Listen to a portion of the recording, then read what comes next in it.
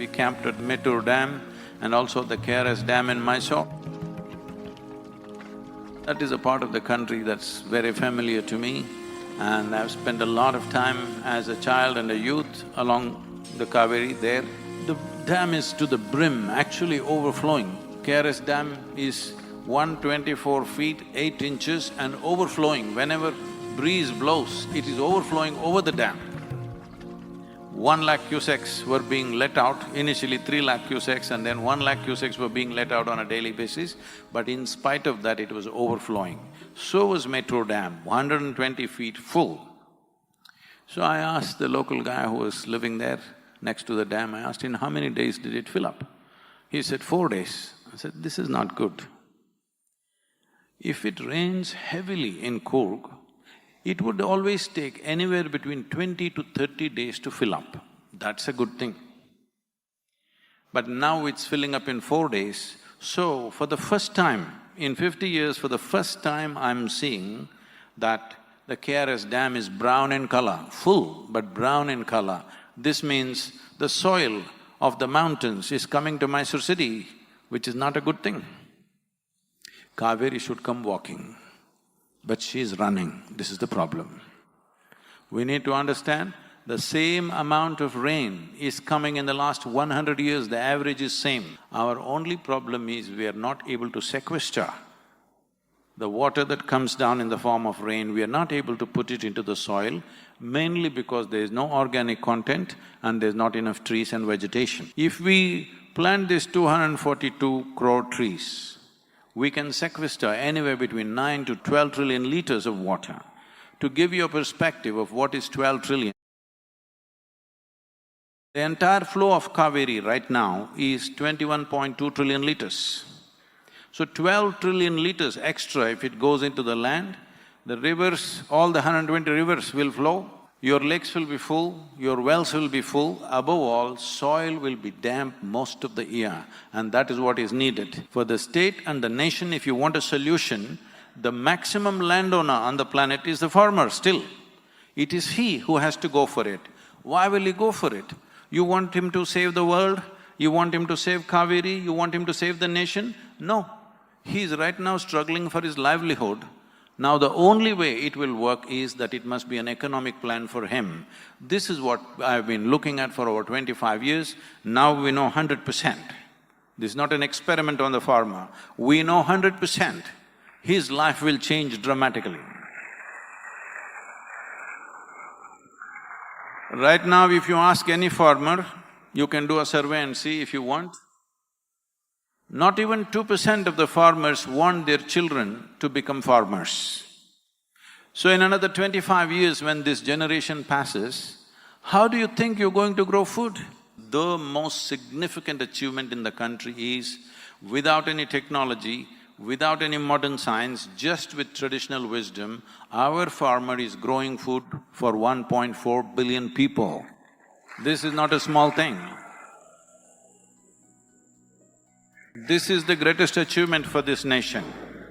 But unfortunately, their condition right now is very, very bad. Everybody knows about the suicides and the stuff.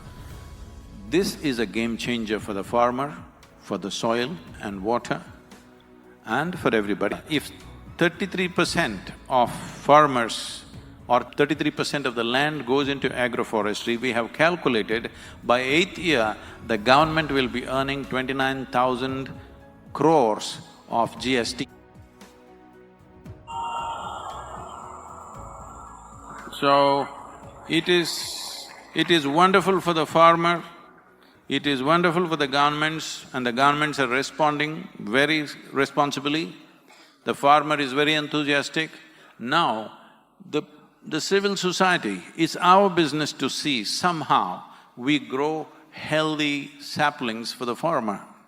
242 crores is a lot of saplings. There is no one department in the government, there's no one private agency or a commercial force which can grow this kind of number. And another problem is to grow quality saplings. When I say quality saplings, right now we have 35 nurseries happening in Tamil Nadu.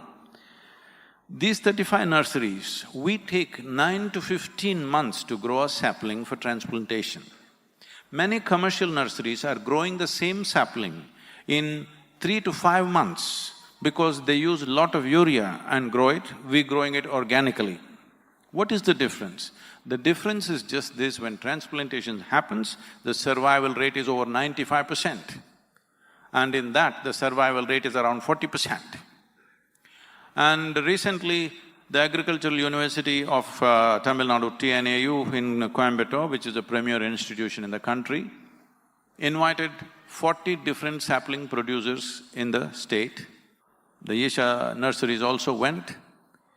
And of the 40 samples that came, all the 39 of them had nematode deposits on their roots. The only one without nematode deposits was from our nurseries. This is very important because when you shift the farmer into tree farming, suppose you give him bad saplings which will not produce the result that we are promising him, then you are pushing him further into a horrible situation, another corner. So this is extremely important. This is why this 42 rupee campaign is going on. This will need a minimum of 12-year commitment. Are you with me?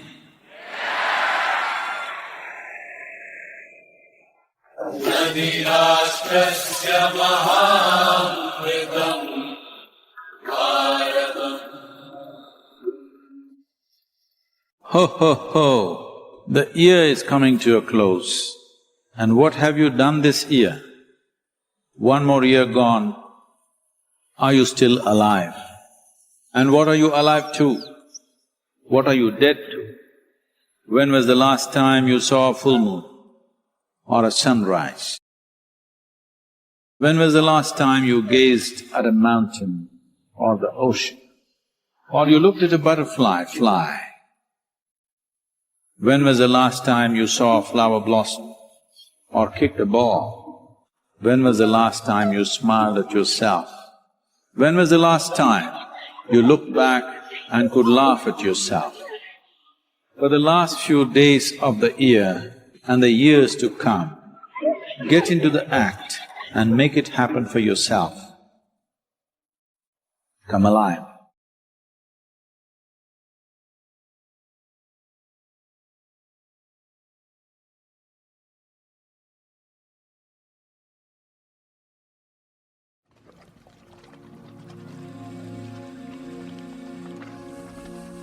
You heard of Ramakrishna Paramahamsa? In his own lifetime, people worshipped him as God. He will be talking to his congregation of people and he will say, just wait. He will go inside and ask his wife, what's cooking today? His wife Sharada felt so ashamed of this. He said, no point crying, time has come. Because they don't want to be clients to bad designers. I want you to… whatever I say now, I want you to understand the right context because this can be easily misunderstood. What is enlightenment?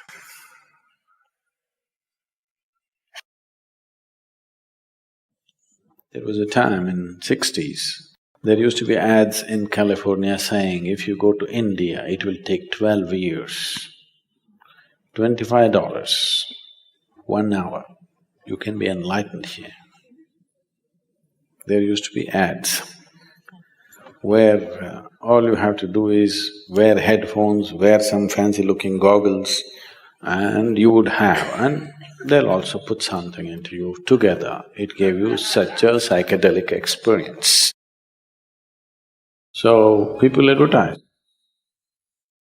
So, what is enlightenment? Repeatedly we're going on saying asatoma sadgamaya, asatoma sadgamaya. What it means is, you're trying to invoke yourself, I want to move from untruth to truth. There are many, many ways of looking at it. To put it very, very simply, the fundamental untruth about you is, right now, what is not you, you are experiencing as myself. This is a piece of earth. Repeatedly we've gone over this. But right now, you experience this as myself. This is an untruth, isn't it?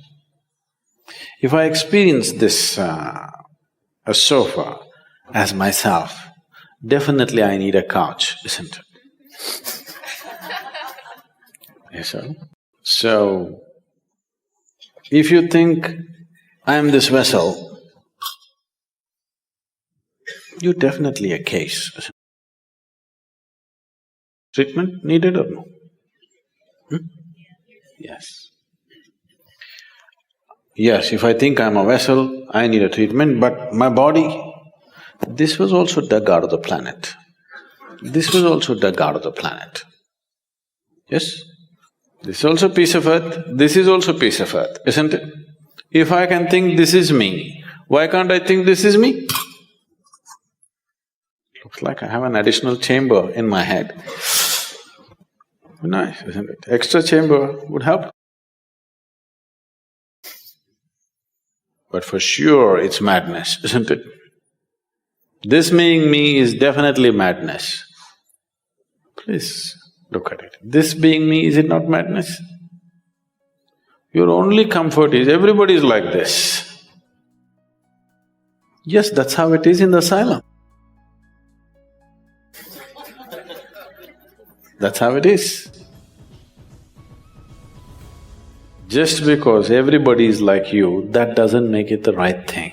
I know we are a democratic country, majority rules, whatever the majority says, that becomes the truth. But that is not how it works in existence. What is, what is not, that's all. If you're in line with it, life works one way. If you're not aligned with it, it works another way. It's as simple as that. So, if you realize, I am not this, not intellectually, if experientially, if a clear separation happened, it would be natural to keep this aside and walk away, isn't it? You are calling it by all kinds of bad words like death. No. I thought I am this vessel and continuously I carried it. One day I realized, oh my God, this is not me. It's natural for me to keep it down. And said, yeah, isn't it? Isn't it so? Yes. So that's all they did. You're exaggerating it. Enlightened people leaving their body and going away. When they realized this is not it, they just kept it aside. If they had some more business, they could pick it up. They had no business, they kept it and went. Sensible way to live or not? If you have business with this vessel, you carry it around. You have no business with it, you leave it there. So when the realization happens, 99% of the time,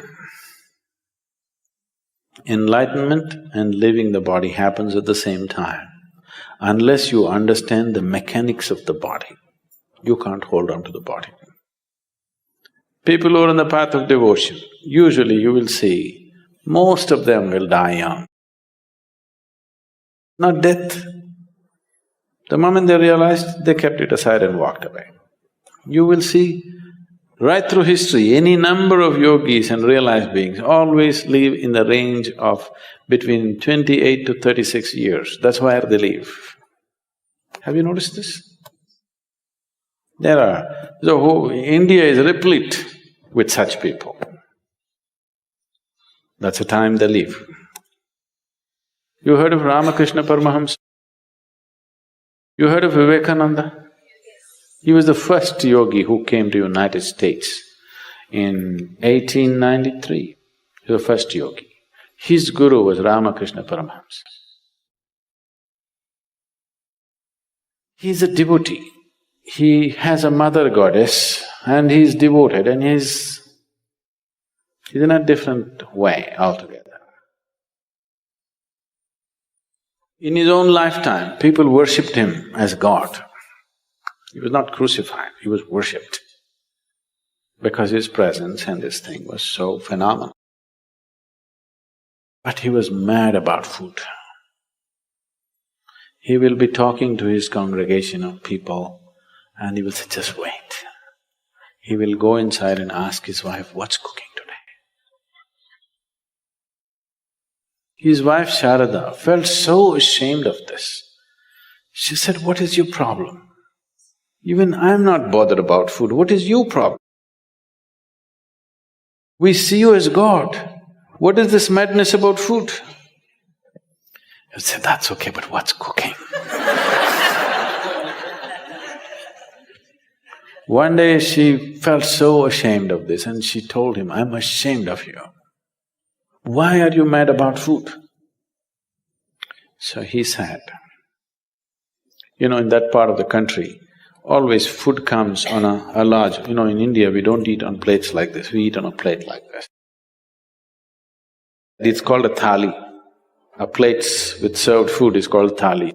He said, the day you bring the thali to me, the day you bring this food to me, if I show no interest in the food, you must know there are only 3 days left. He said this and 7 years passed after that. After 7 years, one day, he always had this habit of sitting on a swing and eating. So he would sit on the swing and eat. She brought the thali and he looked away. She burst out crying. Suddenly she realized, only 3 days left. He said, no point crying, it's come, time has come. 3 days later, he left. So he was using his desire for food consciously to kind of stay with the body. If he doesn't desire food, he will go. So every day telling himself, food, food, food, food, food, food,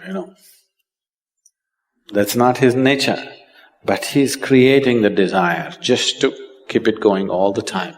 He sits here in the satsang and if the experience becomes big, immediately he gets up and goes and says, what's cooking, what's today, I want to eat this, I want to eat that.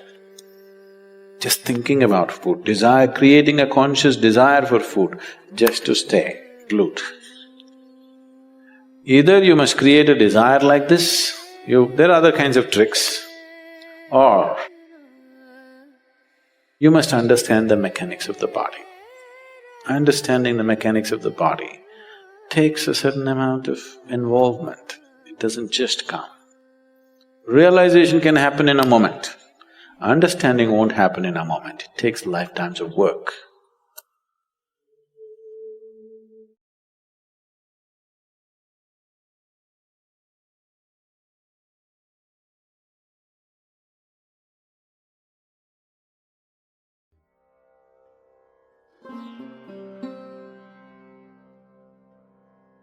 Sadhguru, the lungs of the earth, the Amazon forests have been burning, and what is the lesson that India and the world at large can take from this?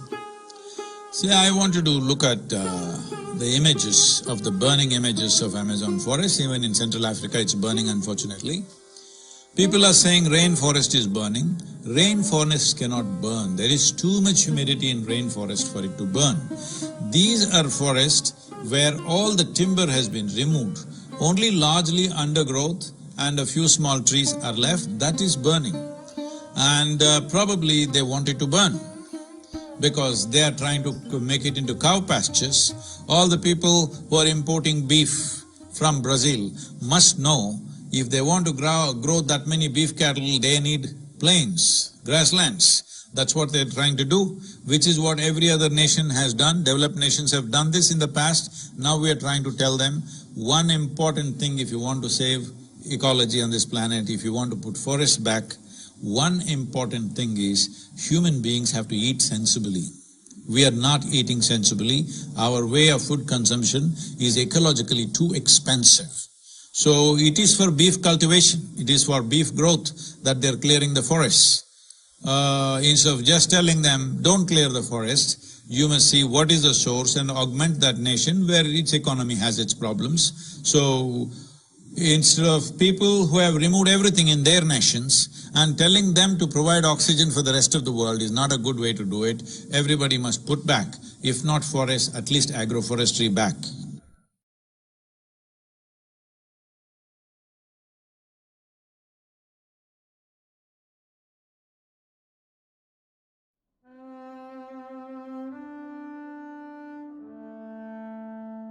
Guru, you've spoken about the state of being totally at ease, and you've also spoken that you can sit in one place till your body drops dead. I mean, No, I'm not planning anything like that. but with most of us, it's like even on a holiday, there is so much compulsion in the energy to engage in some activity or some experience or something like that. This is probably what I understand as our karma. In the same light, you spoke about something about the Jyotirlinga, that it will blow the hell out of you. What I understand is that only this karma needs to be removed from our energy and we would also be in the same state. So what exactly do you mean by blow the hell out of you and things like that? So, blowing the hell out of you. Should hell be blown out of you or no? It should be, isn't it?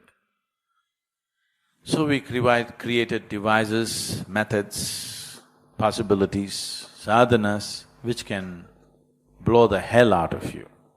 Suppose I blow the hell out of you, maybe there's be nothing much left.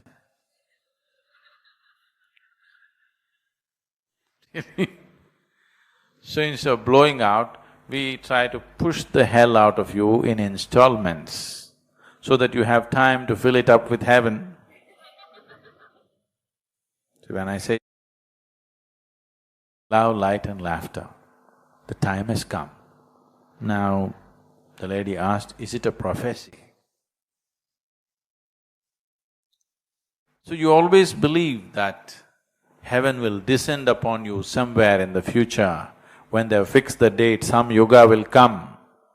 You know, you're in the most horrible yuga. You know that? According to whatever belief systems, you're in the most horrible yuga. Most horrible time in this creation is yours. Yes. And it's always been so for a certain set of people. For a certain set of people, right through the history, it's always been so for some people. It's always been the most wonderful time for certain people. So some people blew the heaven out of them, some people blew the hell out of them. Is somebody trying to blow the heaven out of you? Huh? You married?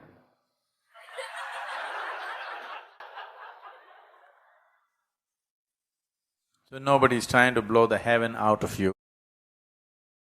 So let's blow the hell out of you. Both are there in you, isn't it? Yes?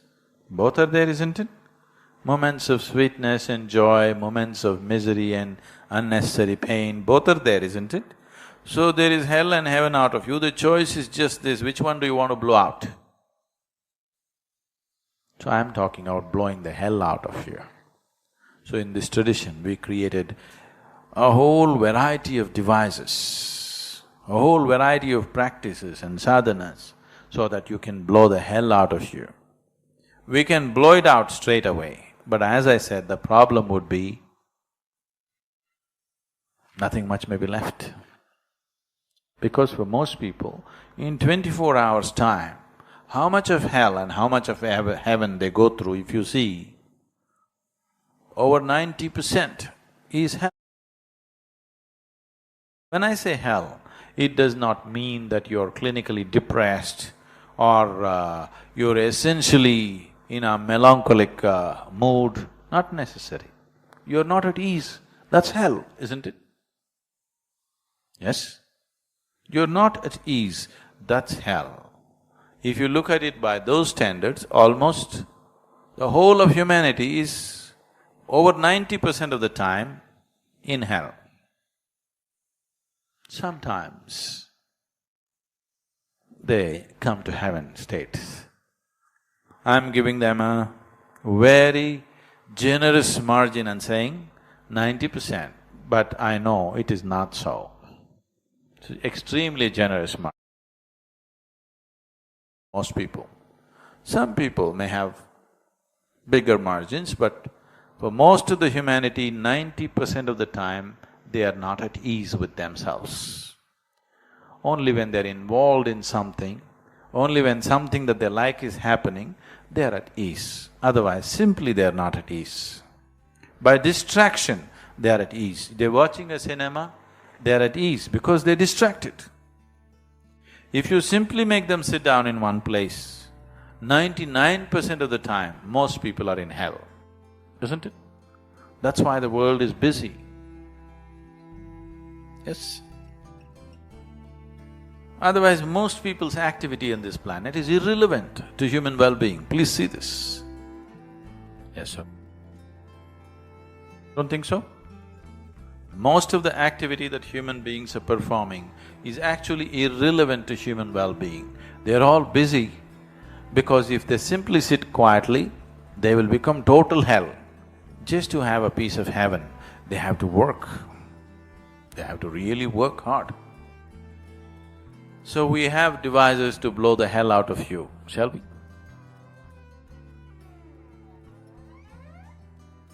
Why are you in the cricket team? Why are you looking so depressed? You're not in the cricket team. Don't, because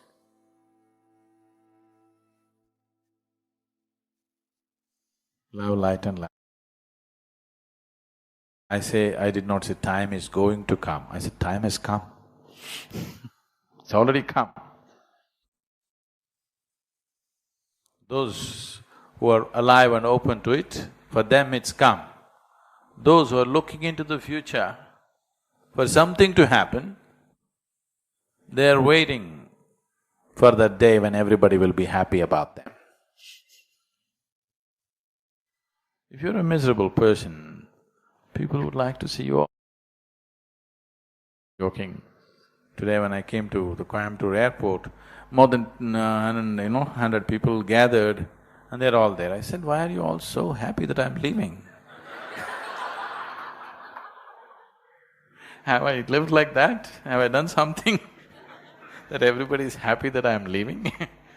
They all put on a sad face. I said, don't do that, be happy.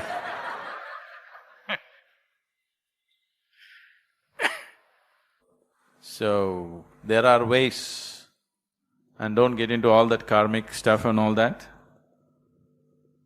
it is because my karma is like this hell is happening. No. You are making it happen even now. It's your choice right now, either to be in hell or heaven right now, isn't it so? Legs are aching, still you could be joyful, isn't it so? Yes?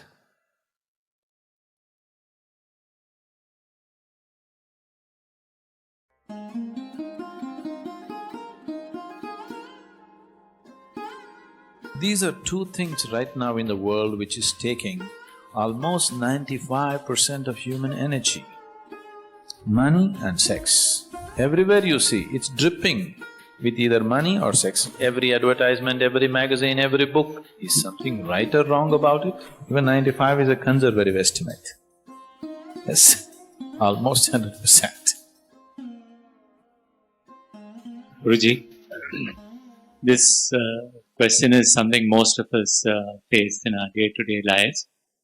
It's about money and why man is so enormously obsessed with money. Is there something like a healthy attitude that one can develop towards money? Can you say something about What's it? unhealthy about money? Money is just a means, isn't it? Man is not obsessed with money. Man is obsessed with what money can buy, isn't it? It is the empowerment that the money brings, which people want. It's not the money that they want, the empowerment that the money gives you, isn't it? The access and the freedom that it gives you with the physical world, which people want. So, money is not the thing. Money as a means, yes. So is something wrong with money? What's wrong? We created it, isn't it? Otherwise we could have still continued our transaction in barter system. Because our transactions got complicated, barter became too tricky. We created currency. Currency became too tricky, so we created a card.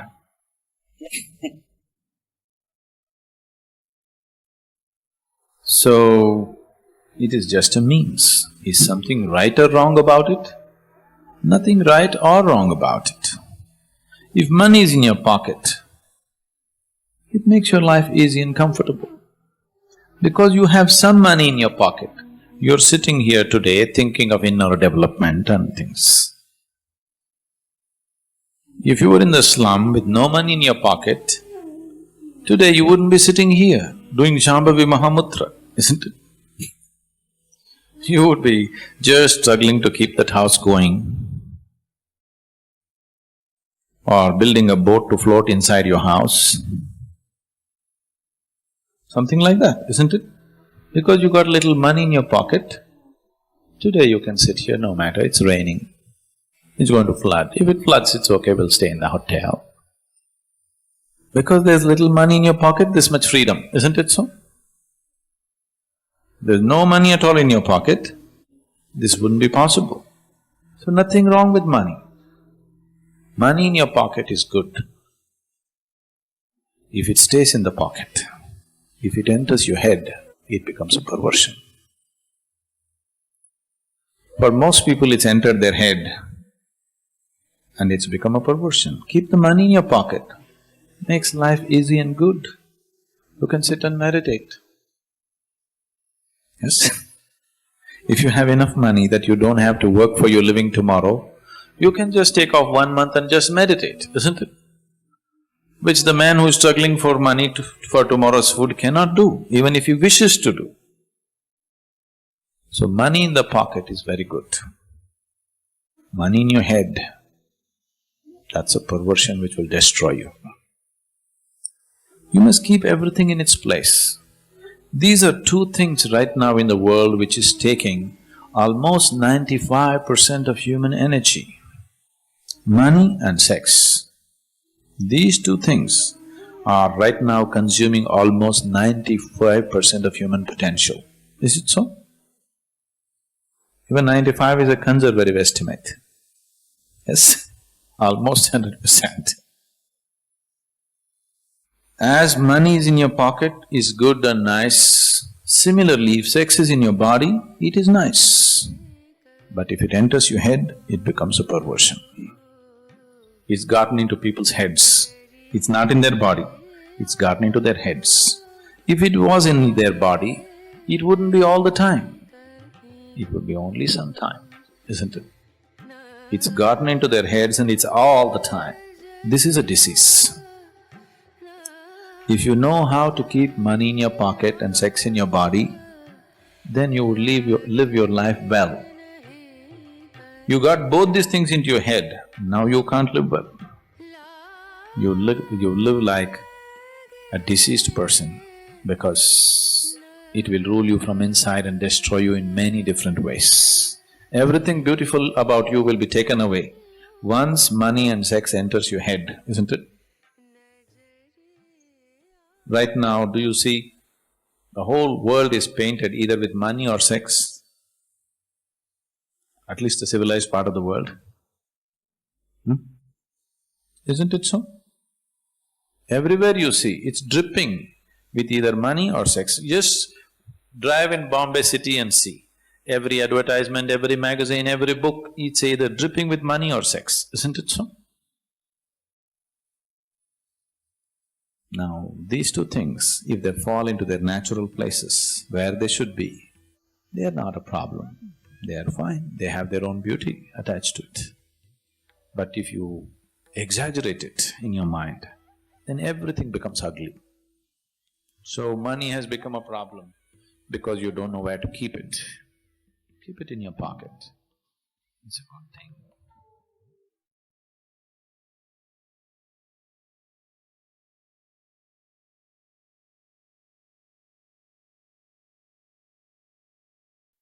Well, if you made it here, it shows you're ready to change.